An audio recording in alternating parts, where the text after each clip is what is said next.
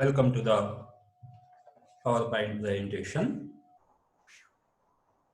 ఇప్పుడు మనం చెప్పుకోబోయేటటువంటి టాపిక్ ప్రాచీన భారత రాజనీతి తత్వ లక్షణాలు. ప్రాచీన భారత రాజనీతి తత్వాన్ని మనం అర్థం చేసుకోవాలి అంటే దానికి సంబంధించిన లక్షణాలను కూడా మనం తెలుసుకోవాల్సి ఉంటుంది. నాగరికత ప్రారంభం అవడంతో రాజ్య వ్యవస్థ ఏర్పడింది. ప్రజలకు శాంతి భద్రతలు సౌఖ్యం చేకూర్చడానికి రాజ్య వ్యవస్థ అనివార్యమని ప్రాచీన భారతీయులు భావించారు. రాజ్య వ్యవస్థ ద్వారానే మానవ నాగరికత సామాజిక అభ్యుదయం వీలవుతాయి.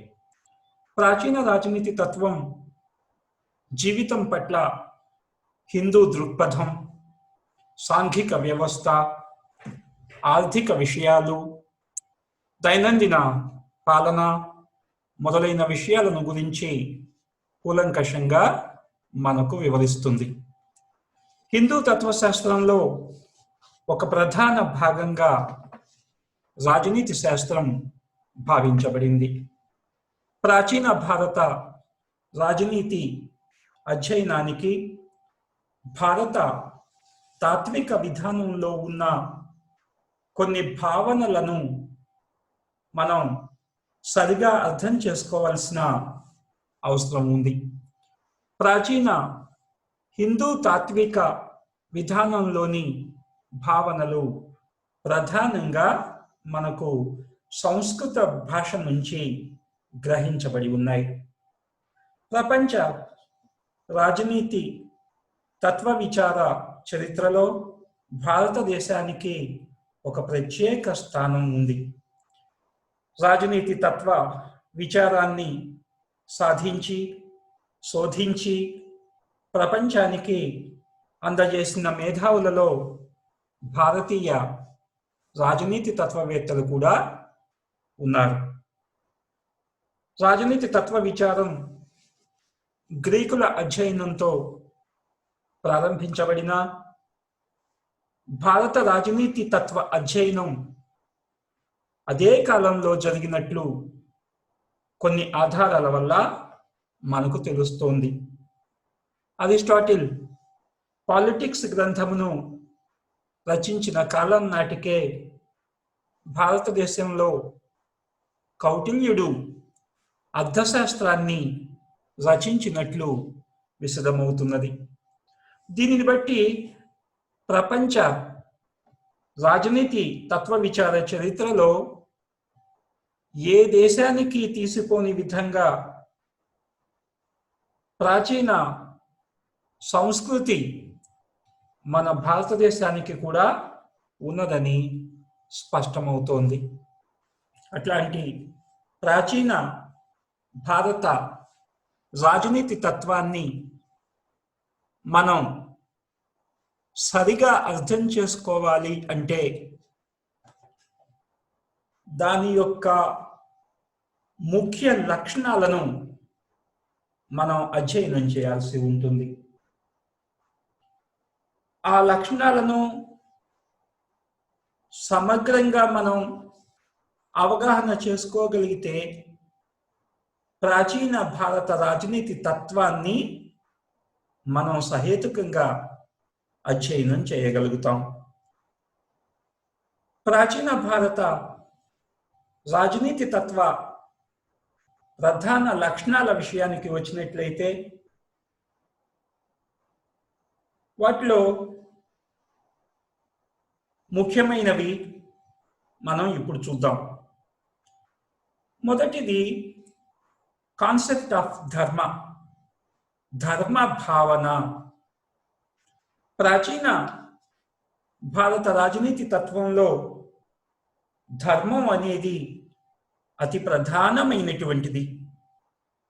ధర్మం సంస్కృత భాషలోని రిత అనే పదం నుంచి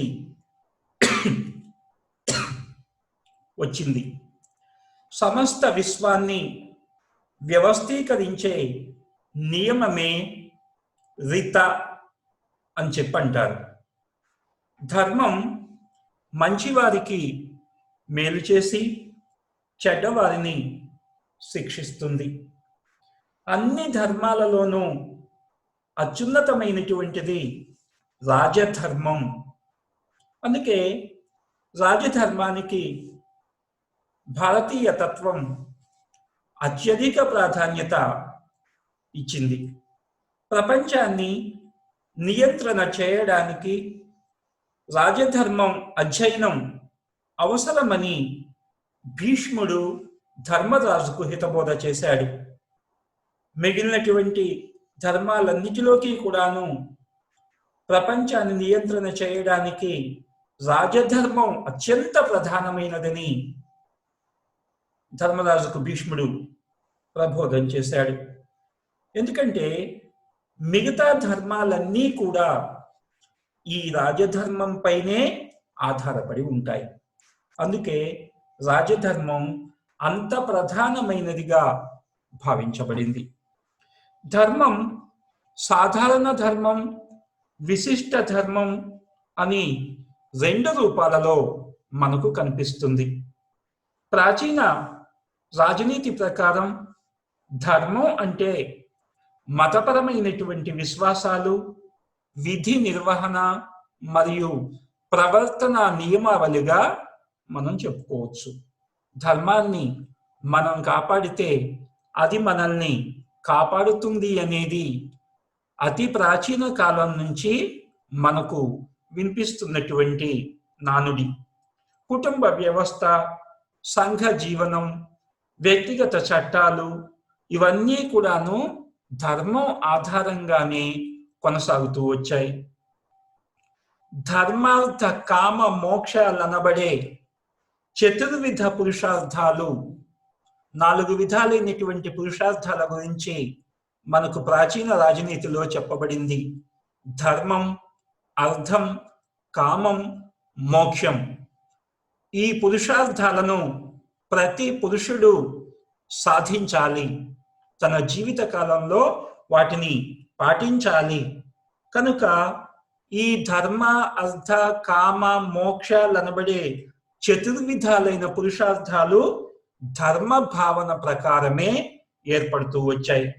వ్యక్తి ఐహిక సుఖాలను త్యజించకుండానే ఉన్నత లక్ష్య సాధనకు జీవిత పరమావధిగా వీటిని ఆధారం చేసుకోవాలి.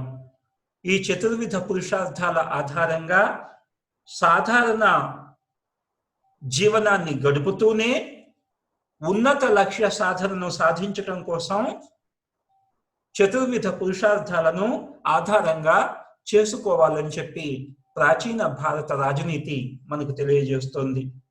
శతపథ బ్రాహ్మణం, ఐతరేయ బ్రాహ్మణం ధర్మాన్ని గురించి చాలా విస్తృతంగా మనకు వివరించినట్లుగా తెలుస్తోంది. ఇక ప్రాచీన భారత రాజనీతి తత్వ లక్షణాలలో మరొకటి రాజధర్మం.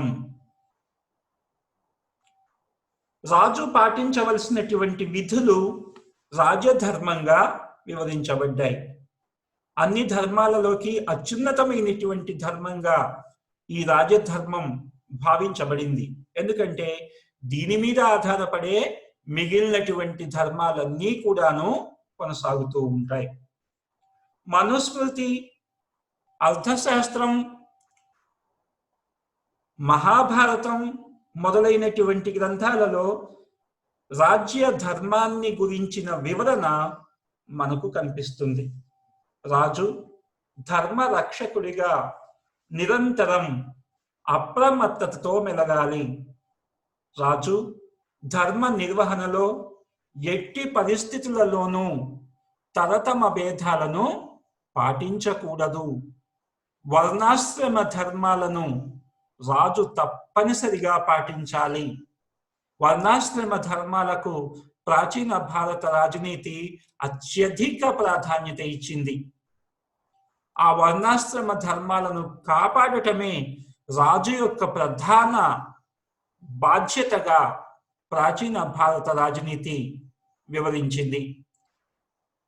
రాజు ప్రజలకు న్యాయం చేకూర్చలేనప్పుడు లేదా ఎవరైనా నేరస్తుడు రాజదండం నుంచి తప్పించుకున్నప్పుడు నష్టపోయిన వారికి రాజు నష్టపరిహారం చెల్లించడమే కాకుండా ప్రాయశ్చిత్తంగా తపస్సు కూడా చేయాలి అని ప్రాచీన రాజనీతి మనకు వివరిస్తోంది.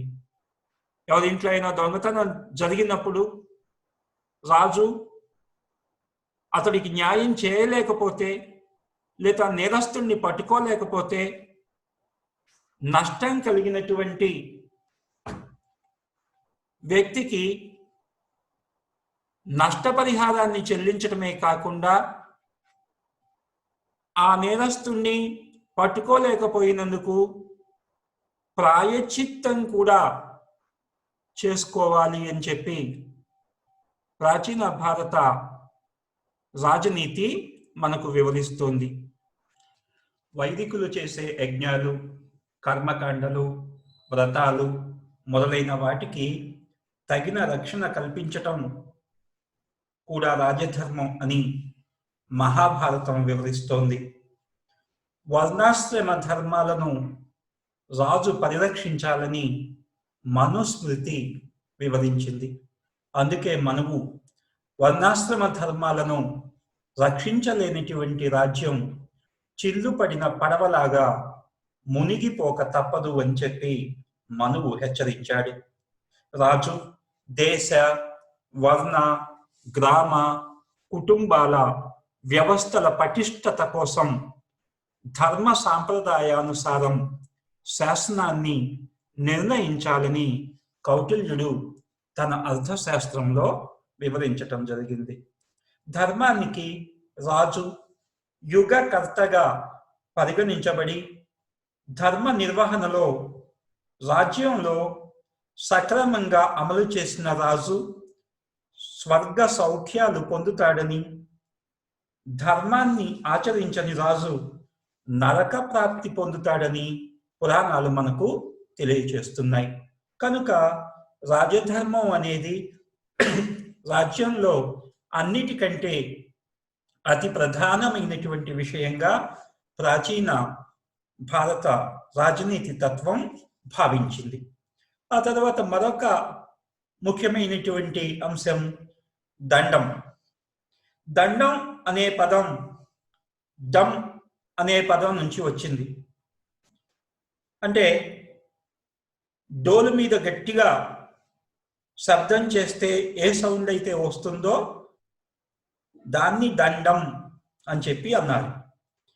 మానవ స్వభావంలో దుర్మార్గం, అవినీతి ఉన్నాయి కాబట్టి మానవ జాతిని అధికార దర్పంతోనూ క్రమశిక్షణతోనూ అధీనంలో ఉంచవలసి ఉంటుంది.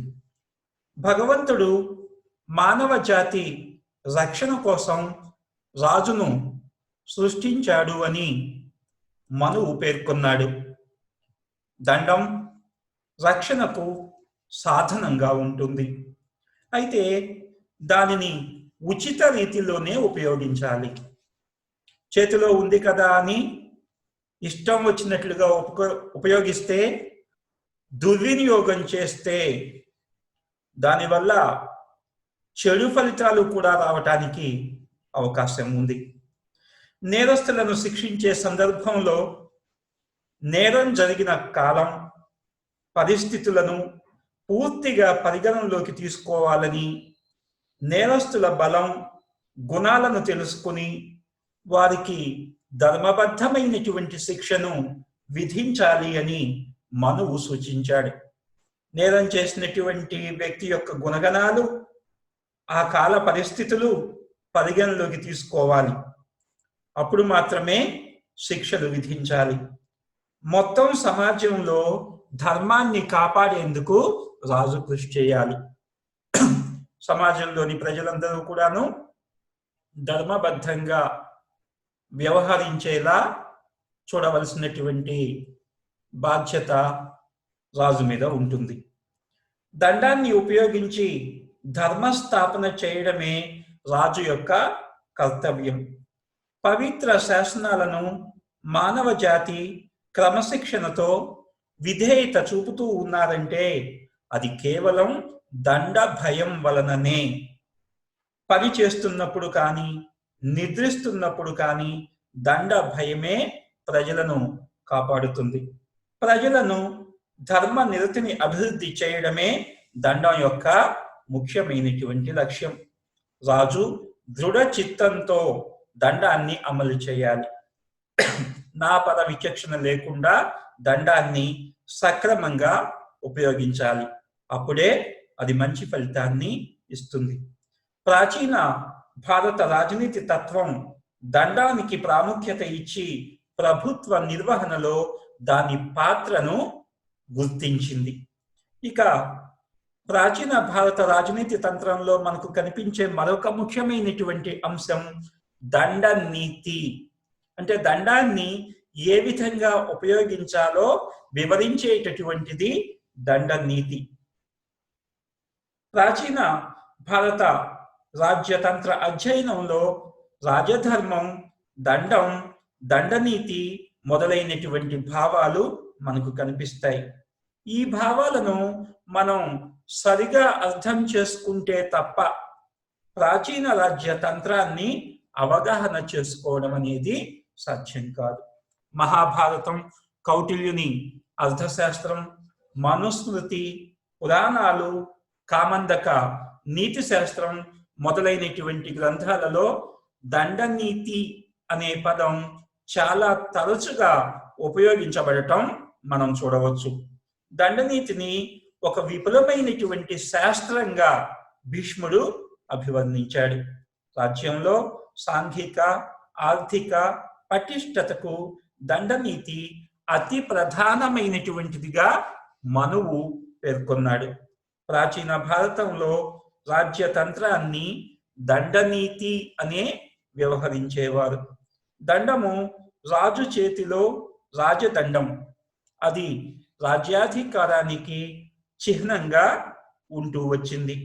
న్యాయ నిర్వహణకు దండనీతితో సన్నిహిత సంబంధం ఉంది. ఎందుకంటే న్యాయ నిర్వహణ ఈ దండనీతి సూత్రాల ఆధారంగానే చేయబడుతుంది. కాబట్టి రాజనీతికి, రాజ్య నిర్వహణకు దండనీతితో చాలా సన్నిహిత సంబంధం ఉండటం మనం చూడవచ్చు.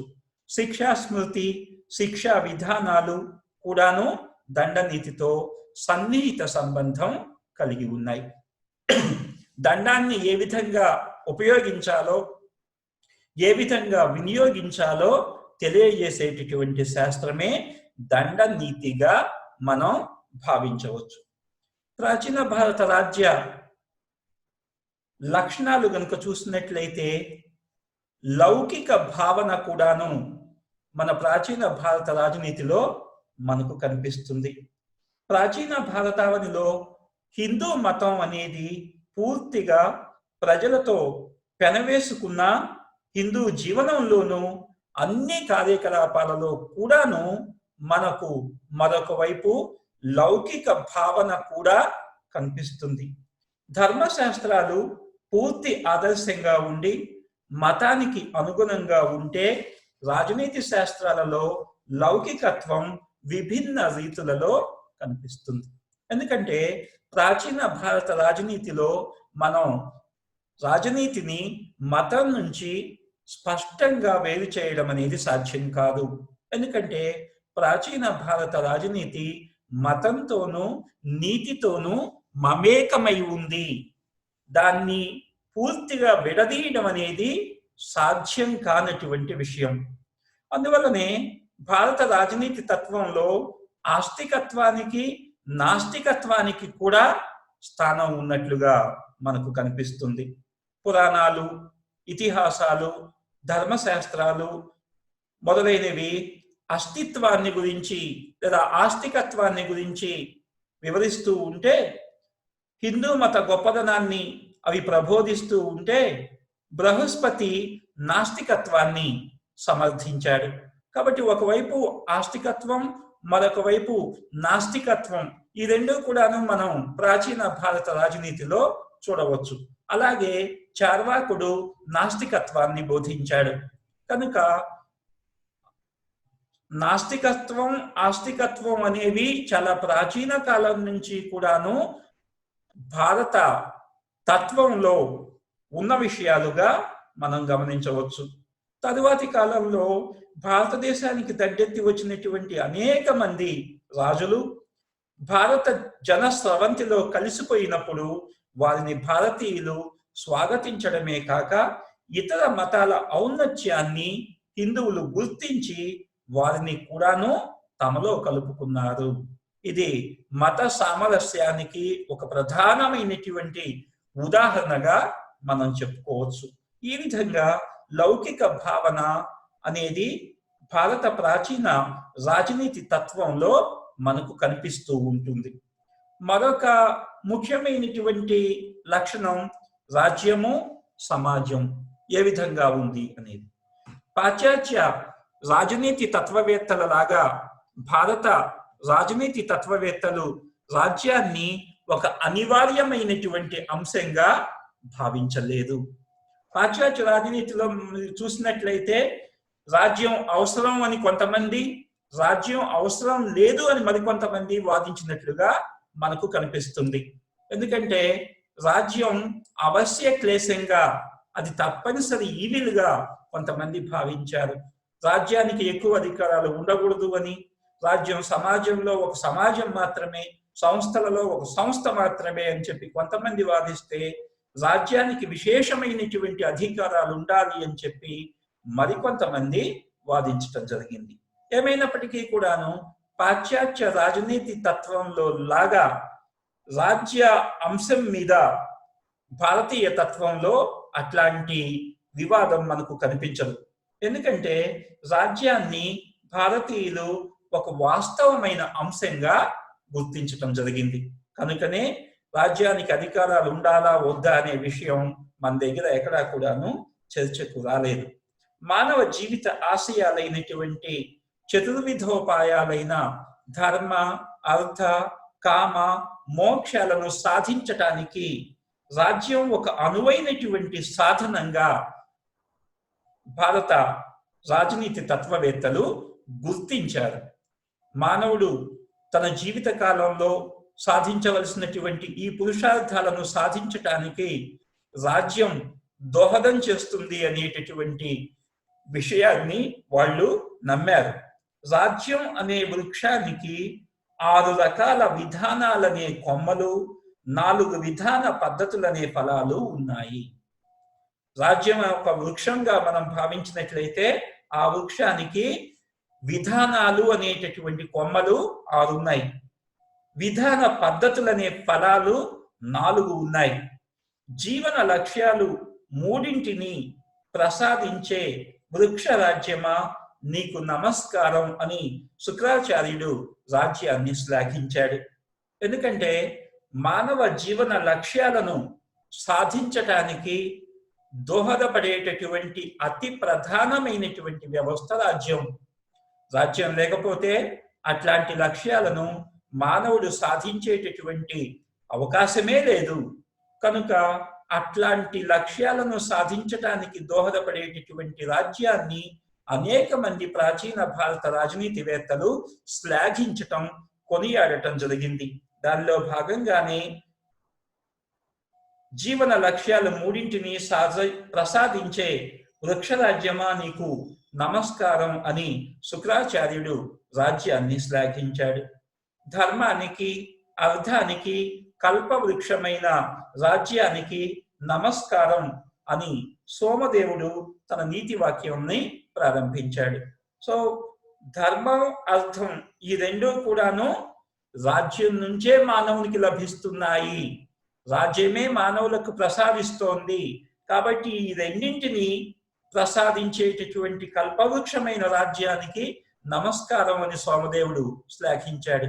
సో రాజ్యానికి ప్రాచీన భారత తత్వవేత్తలు చాలా ప్రధానమైనటువంటి గుర్తింపును ఇవ్వటం దీనిలో మనం చూడవచ్చు.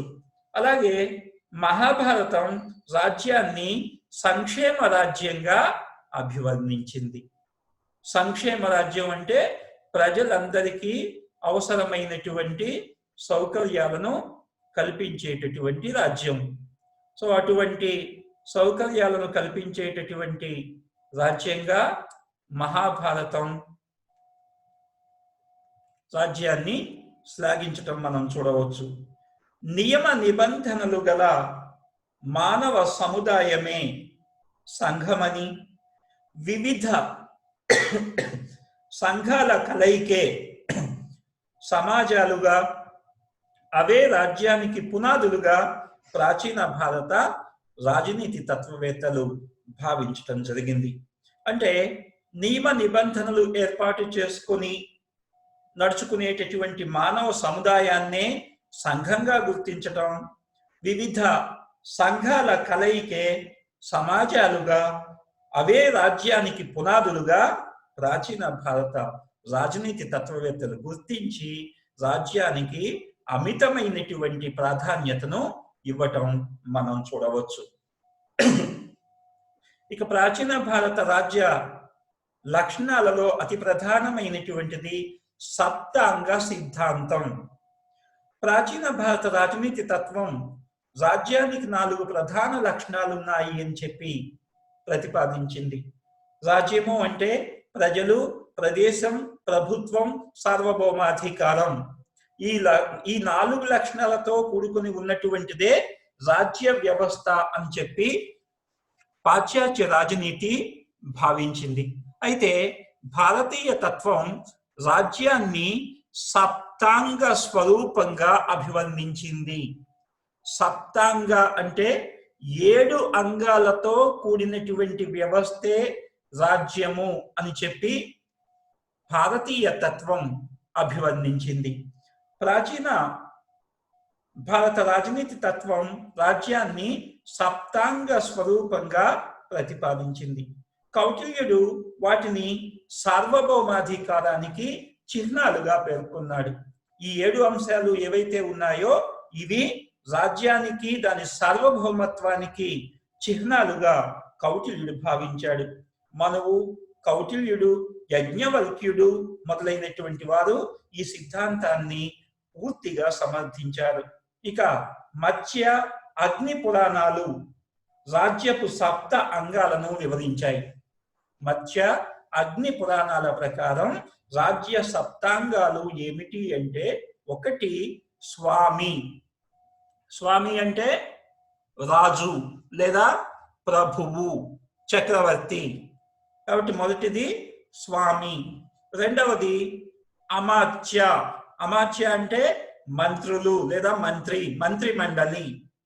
సో అమాత్య రాజ్యానికి పరిపాలనా విషయాలలో రాజుకు సలహాలు ఇచ్చేందుకు ఒక మంత్రి మండలి ఉండటం అనేది ప్రాచీన భారత రాజనీతి తంత్రంలో మనం గమనించవచ్చు. కాబట్టి రెండవ అంగం అమాత్య. మొదటిదేమో స్వామి అంటే ప్రభువు లేదా రాజు, రెండవది అమాత్య అంటే మంత్రి మండలి లేదా మంత్రులు. మూడవది జనపదం. జనపదం, జన అంటే జనులు, పదం అంటే ప్రదేశం, అంటే ప్రజలు, ప్రదేశం. జనపదం అంటే ప్రజలు, ప్రదేశాన్ని కలిపి జనపదం అన్నారు. నాలుగవది దుర్గం.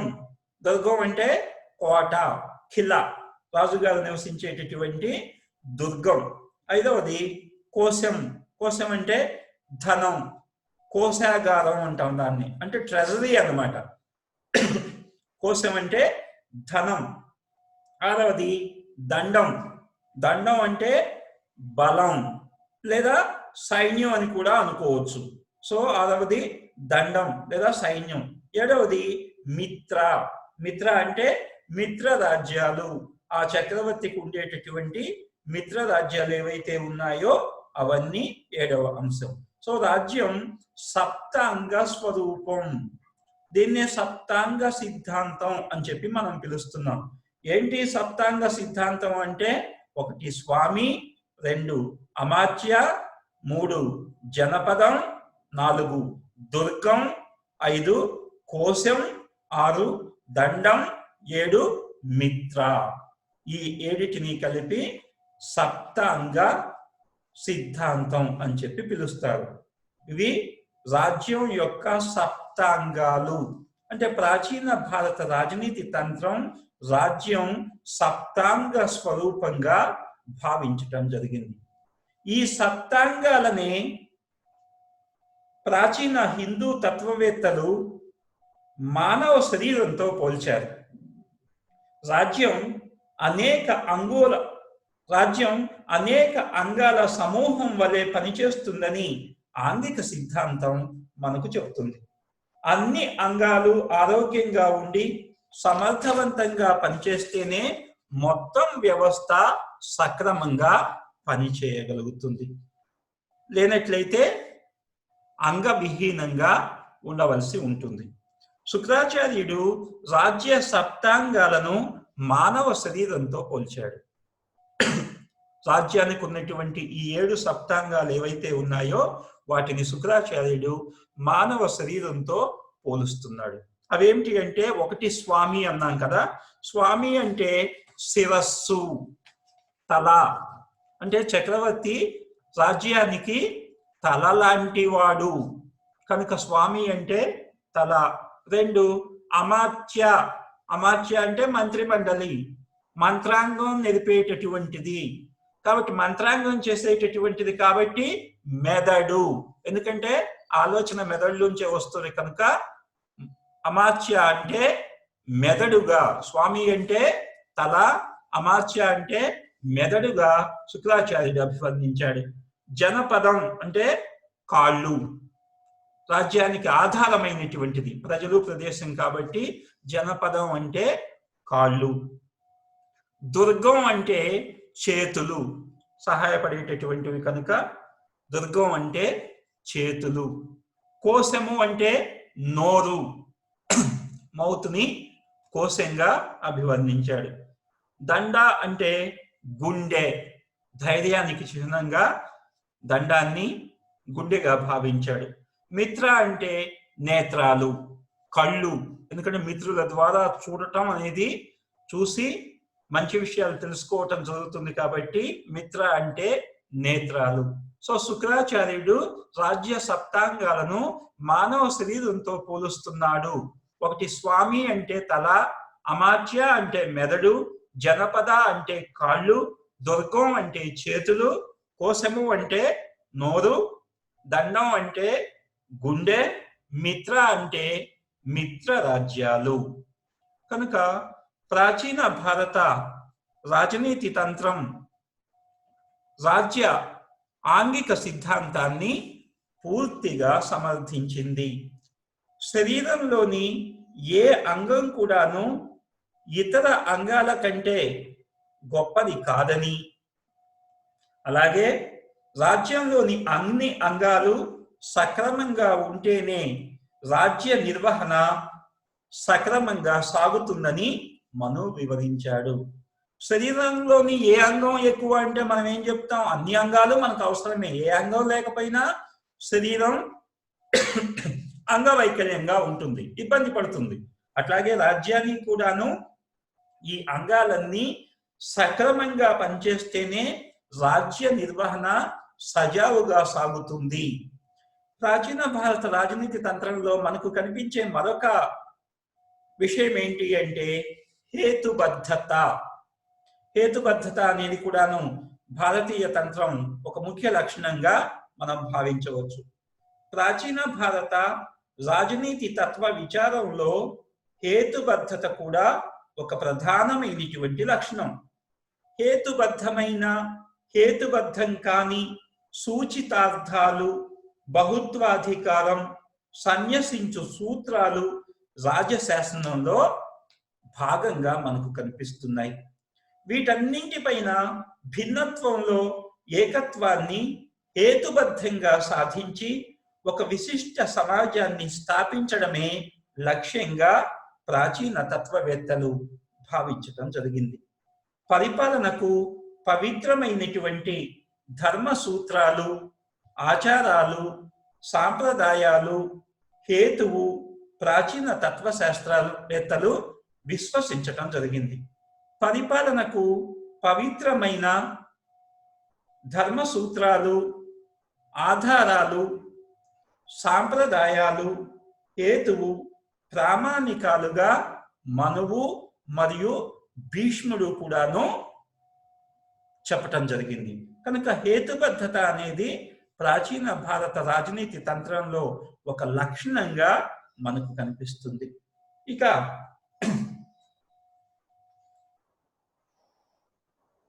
ప్రాచీన భారత రాజనీతి తంత్రంలో ఒక విశిష్టమైన అతి ప్రధానమైనటువంటి లక్షణంగా మనకు కనిపించేటటువంటిది వర్ణ వ్యవస్థ. వర్ణ వ్యవస్థ ఒక విశిష్టమైనటువంటి లక్షణంగా మనం చూడవచ్చు. ప్రాచీన హిందూ సమాజంలో వర్ణ వ్యవస్థకు చాలా ప్రధానమైనటువంటి స్థానం మనకు కనిపిస్తుంది. సమాజంలో సఖ్యత, శాంతికి వర్ణ వ్యవస్థ ఆవశ్యకమని మనువు భావించాడు. రాజ్యం వర్ణ వ్యవస్థను కాపాడటానికి ఏర్పడిందని, ఆ వ్యవస్థలో ఏ విధమైన లోపం ఏర్పడినా రాజు పరిపాలించే అర్హత కోల్పోతాడని మనువు చాలా స్పష్టంగా ప్రకటించాడు. రాజ్యం ఎందుకోసం ఏర్పడింది అంటే వర్ణాశ్రమ ధర్మాలను పరిరక్షించేందుకే రాజ్యం ఏర్పడింది అని ప్రాచీన రాజనీతి తంత్రం చాలా స్పష్టంగా భావించింది. కనుక ఆ వర్ణ వ్యవస్థను కాపాడటమే రాజు యొక్క ప్రధానమైనటువంటి ధర్మం. ఆ ధర్మంలో ఏ చిన్న లోపం ఏర్పడ్డా ఆ వర్ణ వ్యవస్థను కాపాడలేకపోతే రాజు పరిపాలించే అర్హతను కోల్పోతాడు అని చెప్పి మనువు ప్రకటించాడు. వైదిక మంత్రాల నుంచి సాంఘిక వ్యవస్థలో ఏర్పడిన 4 వర్ణాలను మనువు సమర్థించాడు. బ్రహ్మదేవుని శిరస్సు నుంచి బ్రాహ్మణులు, భుజాల నుంచి క్షత్రియులు, తొడల నుంచి వైశ్యులు, పాదాల నుంచి శూద్రులు ఉద్భవించాలని మనువు వివరించాడు. సృష్టి ప్రారంభంలో బ్రహ్మదేవుని యొక్క ముఖం నుంచి బ్రాహ్మణులు, భుజాల నుంచి క్షత్రియులు, తొడల నుంచి వైశ్యులు, పాదాల నుంచి శూద్రులు ఉద్భవించారు అని చెప్పి భారతీయ తంత్రం భావిస్తోంది. శిరస్సు నుంచి ఉద్భవించినటువంటి బ్రాహ్మణులు మంత్రాంగం చేస్తూ వైదిక జ్ఞానాన్ని నేర్చుకోవాలి. ఎందుకంటే శిరస్సు ఆలోచనకు ప్రతీక కాబట్టి బ్రాహ్మణులు అటువంటి జ్ఞానాన్ని కలిగి ఉండాలి. కనుక బ్రాహ్మణుడు అంటే వేద జ్ఞానం కలిగిన వాడు బ్రాహ్మణుడు. బ్రాహ్మణ కుటుంబంలో పుట్టినంత మాత్రాన బ్రాహ్మణుడు కాదు, వేద జ్ఞానం పొందినటువంటి వాడు బ్రాహ్మణుడు. సో భుజాలు ధైర్యానికి, రక్షణకు గుర్తు కాబట్టి ఆ భుజాల నుంచి పుట్టినటువంటి క్షత్రియులు దేశ రక్షణ బాధ్యతని నిర్వర్తించాలి. కనుకనే బ్రాహ్మణులు యజ్ఞయాగాలు చేయడం, క్షత్రియులు తమ ధైర్య శౌర్యాలతో ప్రజలకు రక్షణ కల్పించి రాజ్యానికి భద్రత చేకూర్చడం. ఇక తొడల నుంచి జన్మించినటువంటి వైశ్యులు వర్తక వ్యాపారాలు చేపట్టాలి. శూద్రులు, పాదాల నుంచి జన్మించినటువంటి శూద్రులు హీనంగా చూడబడ్డారు కనుక వారు వారి వారి వృత్తులను నిర్వర్తిస్తూ వారు ఏ పని అయితే చేస్తారో ఆ పని చేసుకుంటూ పై 3 వర్ణాలకు సేవ చేయాలని మనం వివరించాడు. అంటే శూద్రులు తమ వృత్తిని తాము చేసుకుంటూ వైశ్యులకు, క్షత్రియులకు, బ్రాహ్మణులకు సేవ చేయాలి. సో శూద్రులు చాలా హీనులుగా భావించటం జరిగింది.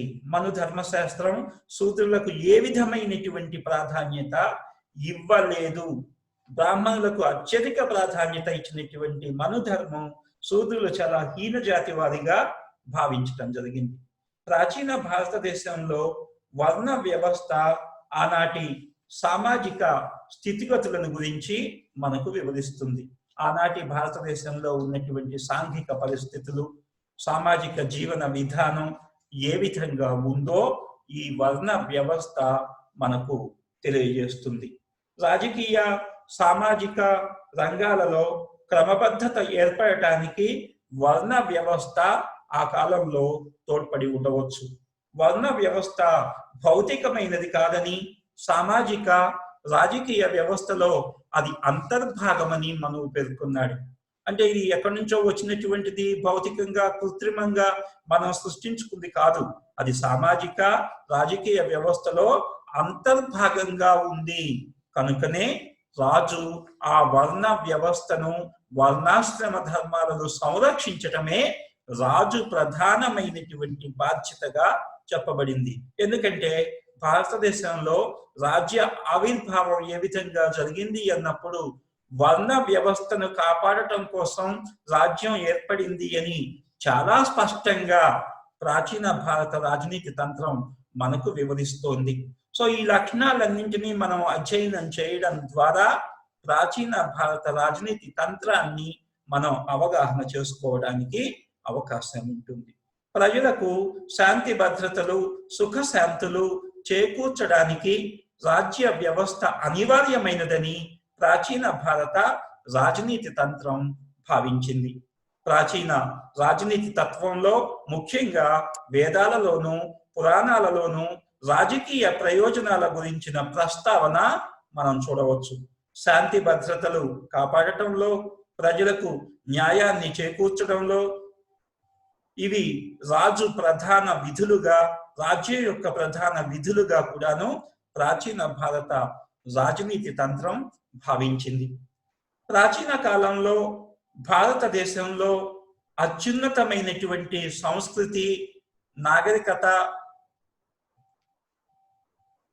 విలసిల్లింది అని మనకు అర్థమవుతోంది. గ్రీకు నగరాలు ఏ విధంగా స్వయం పోషకంగా అన్ని రంగాలలో ఆ కాలంలో అభివృద్ధి చెంది ఉన్నాయో, భారతదేశ రాజ్యాలు కూడాను చాలా వరకు స్వయం పోషకమై అన్ని రంగాలలో అభివృద్ధి పథంలో పయనించటం జరిగింది. ప్రాచీన భారత రాజనీతి తంత్రం ప్రపంచంలో ఒక మహోన్నత స్థానాన్ని అలంకరించింది అని చెప్పటంలో ఎటువంటి అతిశయోక్తి మనకు లేదు. ఇది ప్రాచీన భారత రాజనీతి తత్వం యొక్క ప్రధానమైనటువంటి లక్షణాలు. వీటిని మనం అవగాహన చేసుకోవటం ద్వారా ప్రాచీన భారత రాజనీతి తంత్రాన్ని మనం సరైనటువంటి పద్ధతిలో, సక్రమమైనటువంటి విధానంలో అర్థం చేసుకోవటానికి ఈ లక్షణాల అవగాహన మనకు ఎంతగానో ఉపకరిస్తుంది. ఇవి ప్రాచీన భారత రాజనీతి తత్వ ప్రధాన లక్షణాలు. ఇంకొక టాపిక్తో ఇంకొక క్లాసులో మనం మళ్ళీ కలుసుకుందాం. మీరంతా ఓపికగా విన్నందుకు మీ అందరికీ ధన్యవాదాలు. Thank you very much.